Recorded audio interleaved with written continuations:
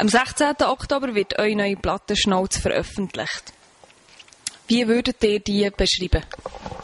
Ja, super. Vielseitig. Farbig? Schön. Komisch? Braun, das Cover. Irritierend. Schnell. Gut verkaufend. Hoffentlich. Also offiziell hat ihr 3 CDs jetzt schon gemacht. Warum muss man die neue unbedingt kaufen? Damit wir etwas zu essen kaufen können.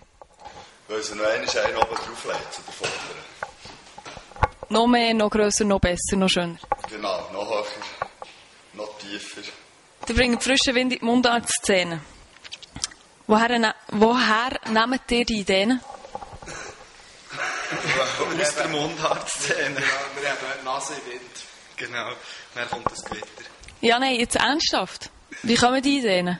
Unter der Dusche, am Montagmorgen beim Arbeiten? Das vielleicht eher nicht, aber sonst kommen sie immer überall, wenn wir uns treffen, die ganze Zeit, wird da hier noch her.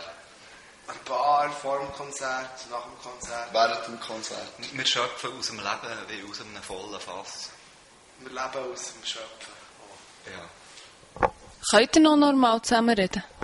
Nein. Was ist das? Über ja, oder? Was ist normal? Normal, also wenn normal ohne dumme Redewendungen wäre, dann könnten wir es bestimmt nicht. Aber es ist so abnormal gleich auch nicht. Wohnt ihr zusammen? Nein. Das wär's Das noch. wüsste ich dann. Irgendwo hört man noch ein Schweizer Orgel. Gibt es auch irgendein Instrument, das ihr nicht wollt, könnt spielen?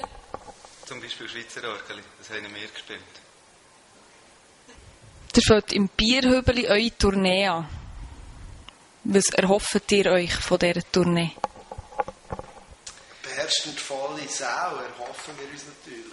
Beherrschend volle Kassen und 3 Nachpressungen von Schnauze mindestens am liebsten. Genau, am Schluss noch das Konzert im Wembley Stadion. Genau, Doppelplatin und das Feature mit dem Blick. Wagenladungen voll verkaufte T-Shirts. Und eine Tobi Home Story auf Schweizer Illustrierte.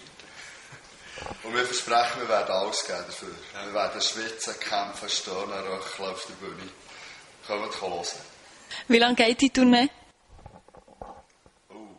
Ja, Bis jetzt ist sie so mindestens ein halbes Jahr geplant, Ja. aber sie kann sich auf 5, 6, 7 Jahre rausdehnen. Was wir nicht unbedingt hoffen.